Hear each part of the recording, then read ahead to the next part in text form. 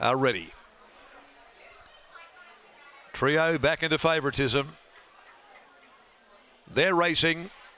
Siberian Siren jumped out very well from above the peg, and Deferred was quickly into stride as well. Elite Missile came out humming, and Without Reg is right there in the firing line. A length and a half away, Zafira. Trio settling back near the rail from Angels Impact and Speed Dream. Siberian Siren headed out by the 1,000-metre mark and led from Deferred. Elite Missile 3 deep, no cover, and having to work as the speed slackens. Over on the inside is Above the Peg, tracking up there in 4th spot in front of Without Reg. They're further back on the outside, came at the head of the others, Zafira shading Trio. So the favourite bailed up down on the inside for Pike, and the last pair they included. Back there in the field, Angels Impact as they come towards the home corner, and back with it is Speed Dream. Siberian Siren got a reasonable breather mid-race, headed by the 550, 3/4 on Elite Missile, who's gone up now to second. They're being followed by Deferred. Above the Peg cruising down near the rail. Trio looking to work around heels, coming into the home turn, followed further back by Without Reg and Zafira homeward bound. Over on the outside, going up, grabbing the lead, Elite Missile at the 200. Elite Missile, Siberian coming back, and here's Without Reg and Deferred as well. Without Reg got his head in front, Deferred coming with it. Deferred Without Reg the outside. It's starting to edge clear, and Reg gets the money. Without Reg beat home Deferred. Zafira late for third. In behind them, Trio, Speed Dream, Siberian Siren together. Elite Missile weakened over the final part. Then came Above the Peg, and the last of them home is Angels Impact. Number 2 is the winner, Without Reg, here in the last event of the day, ridden by Holly Watson. Edging its way clear over Deferred and Zafira. Down the outside will be third home in front of Siberian Siren in 1:23.87. Without Reg for Reese Radford. Holly Watson in the saddle, takes out the last of the day. Deferred trying to match strides with Without Reg, unable to do so though in the final part. And after covering extra ground, Elite Missile compounded when the pressure was really applied in that last 150. And Trio was back behind them, coming back in distance this afternoon, and unable to really wind up and let go.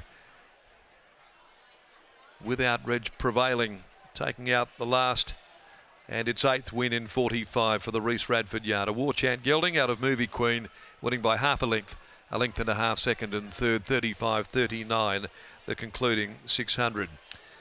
For Mrs. C.J. Radford, D. Ashworth, A. Fuge, G. Harnett, Bernie Hamill, K. Small, D. Dickinson, MJ, and also K. Village, and Mrs. J.A.W. Hams, Warren Radford, Ms. S. Hutchings.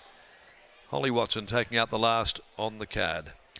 Second placing Deferred by Epaulette, Sean O'Donnell for the Simon Miller stable, and Zafira third in, prepared also by Simon and ridden by Jordan Turner.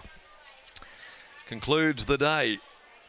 Brad Parnham took the riding honours there with a double, including in a sensational Roma Cup, where the result was determined in the Stipendiary Stewards Room. Let's take you back to Lockie Taylor joining us down in the winners' enclosure as we wait for Without Reg to come back, getting home in the final event on the card for trainer Reese Radford.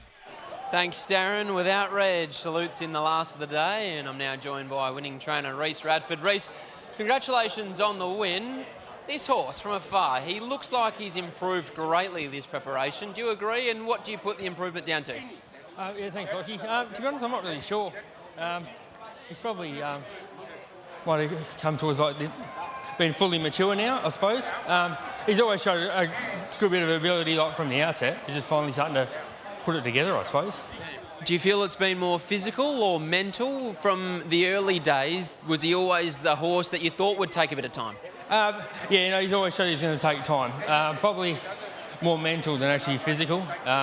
He was probably silly as a wheel, really early days. But no, he's coming around good now, mate. Yeah. And Holly Watson, she seems to really click with him. Do I recall her saluting on this gallop as a pickup ride, and ever since she's stuck with him and he's been absolutely flying? Yeah, she has actually, yeah. Well, another 10 out of 10 ride today, mate. She got him in the right spot, so he'd be able to beat from there. Yeah. A great way to finish the day. A word on Comfort Me and his performance in the Roma Cup. Yeah, no, look, happy with his run. Look, he's not an actual, like a proper sprinter anyway, so that's probably as good as we can see from him over 1100. But no, as long as he pulls up good, mate, we'll carry on. Congratulations here. Thanks very much. There's Reece Radford after the win of Without Reg, and here's Holly Watson catching up with Scotty. Holly Watson and Reg, they're forming a nice little alliance too. Holly, I'm sure last week you were flat as a tack when he was late scratching, but 7 days later, smile back on the face. Yeah, it was a bit unfortunate. I thought he could win that race, but no, he's come back in good order. He was a little bit fresh today, but I thought he ran really well. What sort of run did you get? A good one. We sort of jumped a bit positive and ended up in a really nice spot. He was just a little bit keen underneath me, so I just popped out just before the corner just to let him get into his stride, and no, he let down beautifully. The 2-year-old was good, exceed the boom. Yeah, he was really good. I'm just going to rub that one into Mitchell a little bit. He told me that he wouldn't hit the line, so no, he went super. I just want to say a big thank you to Reece and Warren. You know, they've been really good to me, and I really enjoy riding for them. And yeah, no, I've had a great day. Congratulations, well done, Holly. Thanks, Scott. There's Holly Watson combining with Reece Radford and Without Reg to take out the last of the day. I don't know where to start, Scott. The 2-year-olds, they were jam-packed races. Let's start with the Roma Cup. It was the big feature, the prequel to the Tab Touch Care Quokka in a couple of weeks' time. The boss lady, she reigns supreme in the steward's room, but she is going to make her presence felt in a couple of weeks' time. Well, exactly right.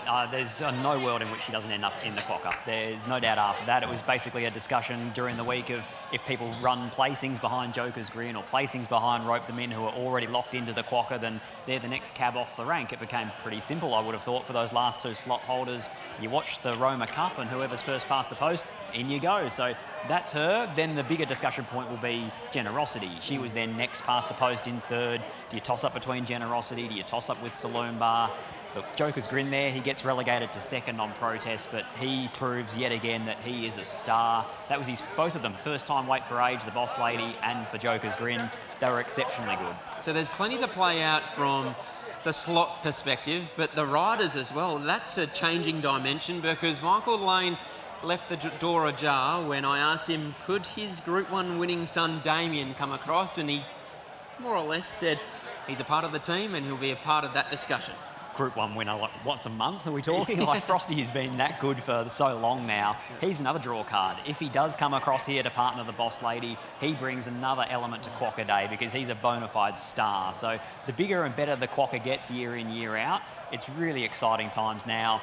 There is more to play out too. Obviously, we've talked about the protest here, but there is also an adjourned inquiry from earlier in the day in the Perth Stakes in the riding ranks into interference that was caused at about the 600-metre marker. So even that's got ramifications on it. Exactly right. So that involves Pat Carberry, and potentially, if he was to be suspended, he could miss the ride on Joker's Grin in the Quokka. So there's so much to play out. It's been an entertaining day of racing. Before we sign off, Brad Parnham, what an afternoon it's been for him. The last hour, he almost fell in the Perth Stakes. He then won on Talk & Co in the gym track, and then he wins in a protest aboard the boss lady.